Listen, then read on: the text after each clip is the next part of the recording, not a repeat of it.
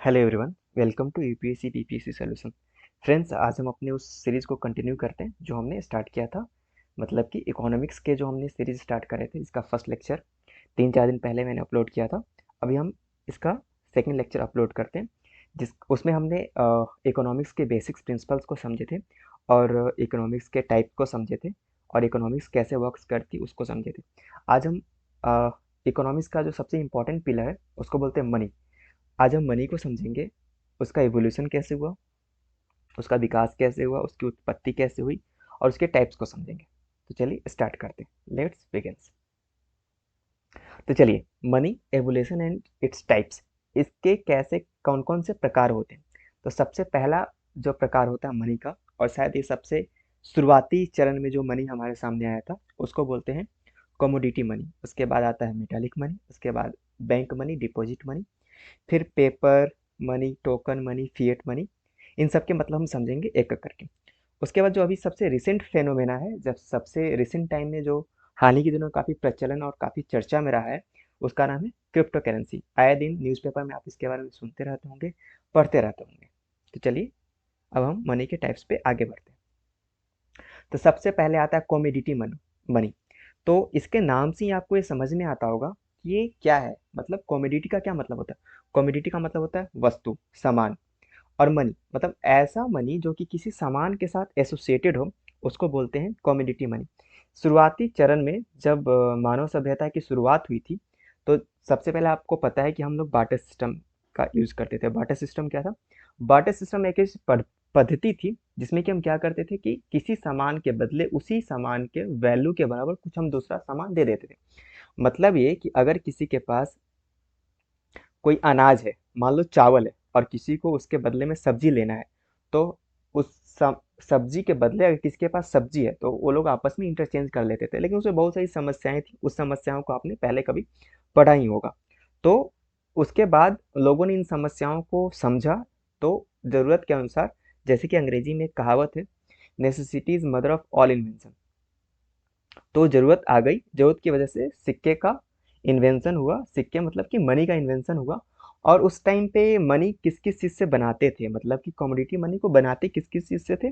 तो iron nail से बनाते थे। आयरन के जो लोहे के जो नोकीले नेल्स होते हैं, कांटे जिसको बोलते हैं हिंदी में, उससे बनाते थे। बियर पेल से बनाते थे, कोको बीन से बनाते थे, वेल के तित से बनाते थे, और गोल्ड नजट।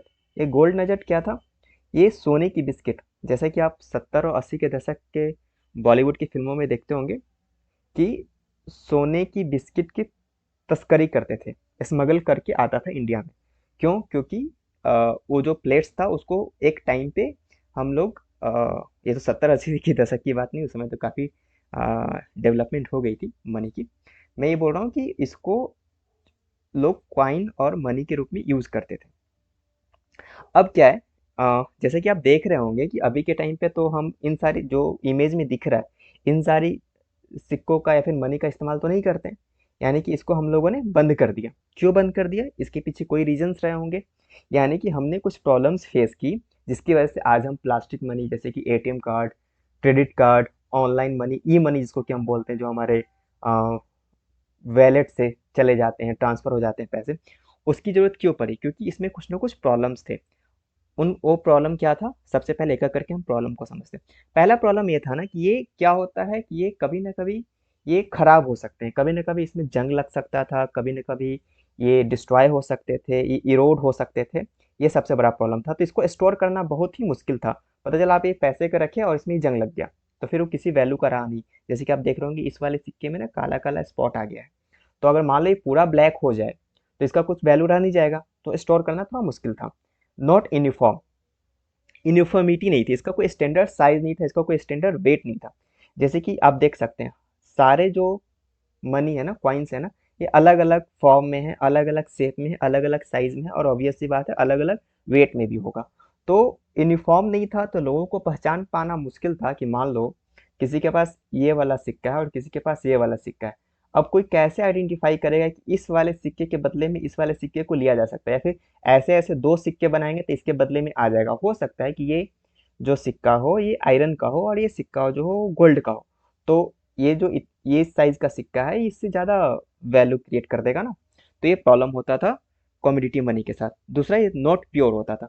मान लो अगर मैं ये बोलूँ कि सोने का सिक्का है, तो इसमें अगर कुछ अमाउंट 10% अगर मैं आयरन, कॉपर, ब्रॉन्ज मिक्स कर दूं तो किसी को क्या ही पता चलेगा। तो ट्रस्ट नहीं होता था लोगों के बीच कि जो हमें मिल रहा है ये क्या प्योरिटी है इसमें या फिर नहीं है। उसके बाद जो सबसे इम्पोर्टेंट प्रॉब्लम होता था, मनी किसी से एसोसिएटेड है। मनी तो चलो हम अपने दैनिक जीवन के काम में इसका इस्तेमाल कर लेते हैं, लेकिन बेसिकली मनी का काम क्या है? मनी का काम है बिजनेस करना, एक्सचेंज ऑफ गुड्स करना। तो जो फॉरेनर्स हमारा, जो आप जानते होंगे कि हमारा रोमन्स और टर्क्स के साथ बहुत पुराना व्यापारिक रिश्ते हैं हमारे। तो उसके बदले में क्या होता था? मनी से एक्सचेंज होता था। लेकिन फॉरेनर्स क्या बोलते थे कि आप जो हमें दे रहे हो, हमारे देश में इसकी कोई उपयोगिता ही नहीं, इसकी कोई यूटिलिटी ही नहीं, इसलिए वो एक्सेप्ट नहीं करते थे। तो चलिए बढ़ते हैं अपने मनी के दूसरे टाइप्स की तरफ।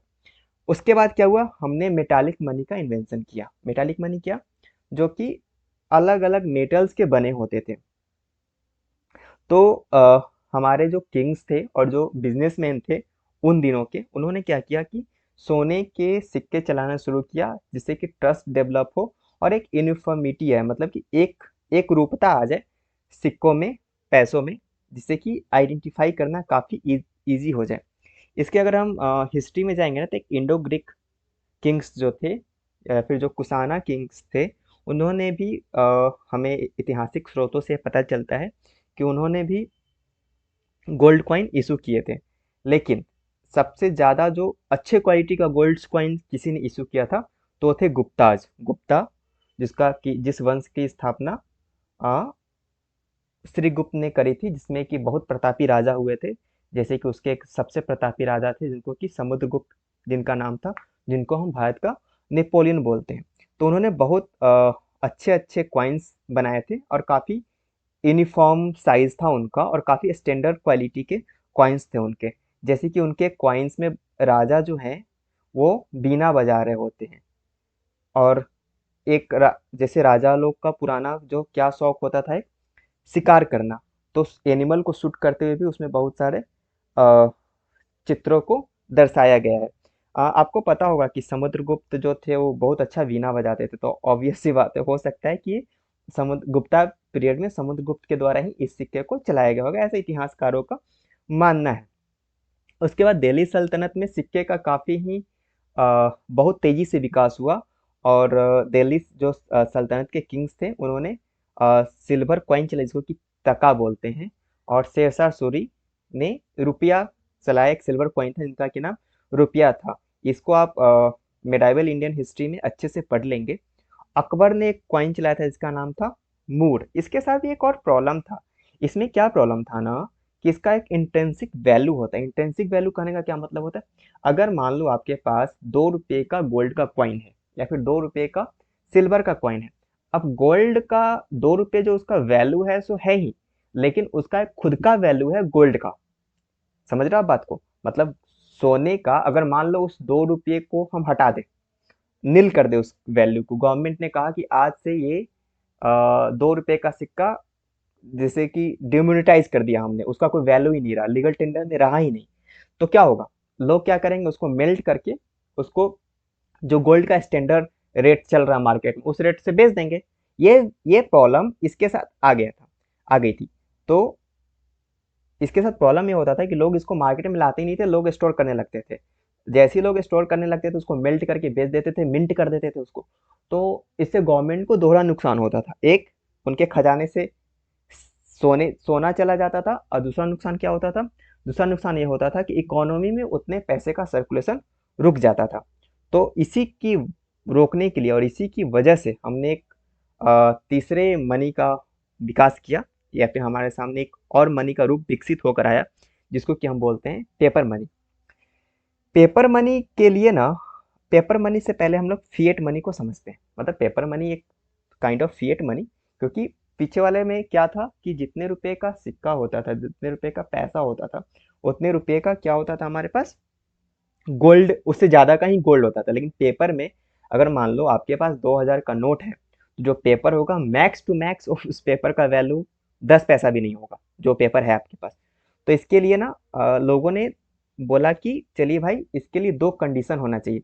कब वो पैसा मान्य होगा? उस पैसे के मान्य कराने के लिए दो कंडीशन होना चाहिए। पहला, वो पेपर या तो फिजिकल करेंसी कॉइन होना चाहिए, या फिर नोट होना चाहिए, या फिर वर्चुअल कॉइन होना चाहिए, या फिर डिजिटल कॉइन होना चाहिए। इसको हम आगे मैं बाद में मैं इसको एक्सप्लेन करूंगा।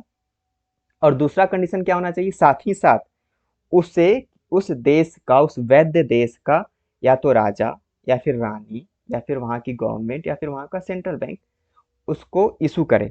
अगर मान लो किसी देश में डेमोक्रेसी नहीं है, वहाँ पे राजतंत्र है, तो वहाँ के राजा करेंगे। हाल ही में अभी ब्रिटेन की रानी महारानी विक्टोरिया का डेथ हुआ, तो वो वहाँ की क्वीन थी।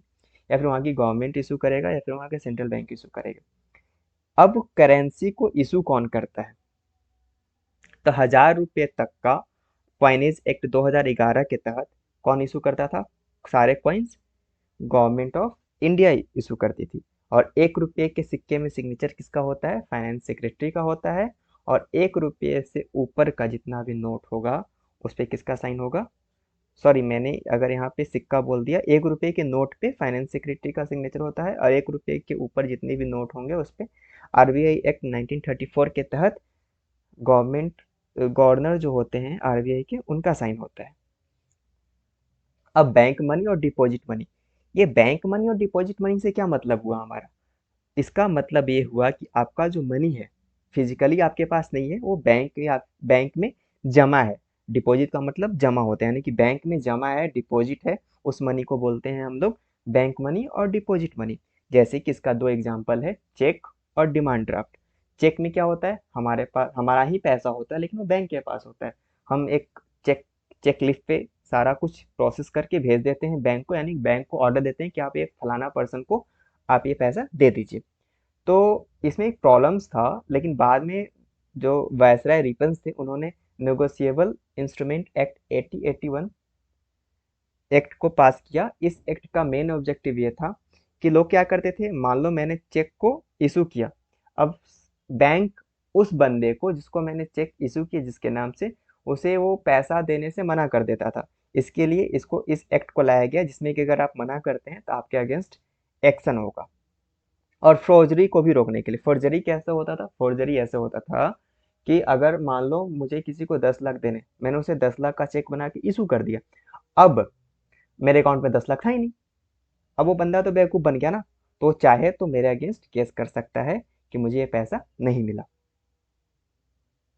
2017 में इस एक्ट में अमेंडमेंट भी किया किया गया था, ताकि जिसको कि जो कि विक्टिम है, मान लो जिसको कि मैंने चेक दिया था और उसे पैसे मिले नहीं, उसको जल्दी से जल्दी जस्टिस मिल सके। जब कोई भी चेक इशू करता करता है तो उसमें तीन पार्टी होता है। पहला होता है ड्रॉअर, दूसरा होता है ड्रॉई, और तीसरा होता है पेई। ड्रॉअर, मान लो पर्सन ए को पर्सन बी को पैसे देने हैं, तो पर्सन ए, इसको ऐसे समझते हैं एक और एग्जाम्पल से।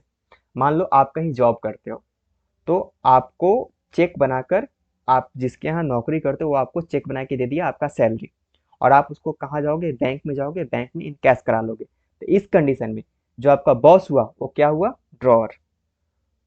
आप हुए ड्रॉई, और पेई कौन हुआ? वो बैंक, जहाँ भी आपका अकाउंट है, axis bank, HDFC, ICICI, SBI, या फिर पंजाब नेशनल बैंक। दो तरह के चेक होते हैं, एक होता है स्टेल, दूसरा होता है पोस्ट डेटेड। स्टेल चेक उसको बोलते हैं जिसमें अगर 3 महीने तक आपने उसको इनकैश नहीं कराया तो इनवैलिड हो जाता है।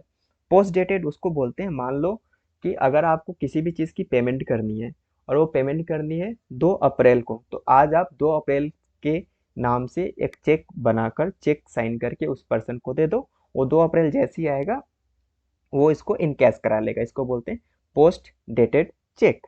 दूसरा जो इसका इंस्ट्रूमेंट है वो है DD, demand draft.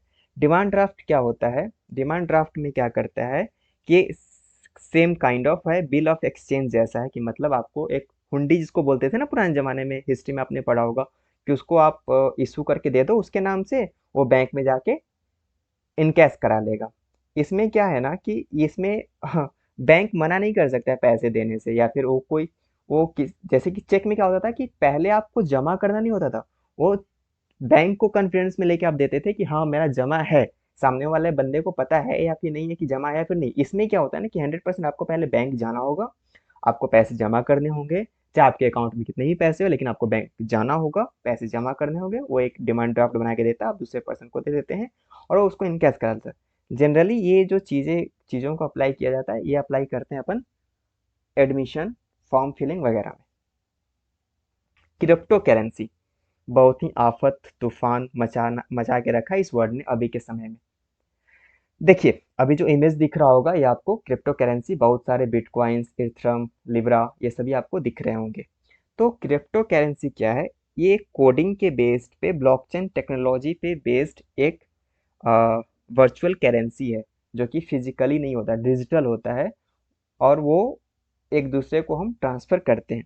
Blockchain technology क्या होता है? ब्लॉकचेन टेक्नोलॉजी एक डिसेंट्रलाइज्ड डेटा बेस है, जो कि अपने आप को, लिस्ट और रिकॉर्ड को कॉन्टिन्यूसली अपडेट करते जाता है डेटाबेस में। अब इसको, इसकी ज़्यादा टेक्निकल चीज़ों में जाने की जरूरत नहीं है, बस ये आप ये जान लीजिए कि ये अपनी डेटाबेस को मेंटेन करते रहता है टाइम टू टाइम।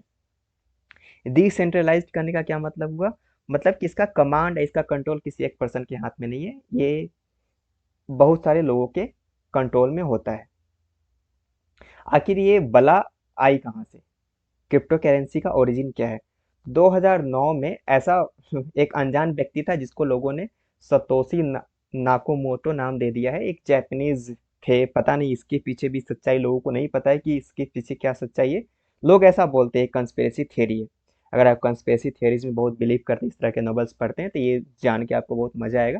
इस पे ऐसे बहुत सारी नॉवेल्स और बहुत सारे वेब सीरीज भी बने, आप चाहें तो इसको देख सकते हैं। तो इन्होंने एक क्रिप्टो करेंसी बनाया था बिटकॉइन करके, जो कि सबसे ज़्यादा फेमस है। लोग आज के टाइम पे क्रिप्टो करेंसी का दूसरा नाम बिटकॉइन ही बोल देते हैं, क्रिप्टो करेंसी तो कोई बोलता भी नहीं है।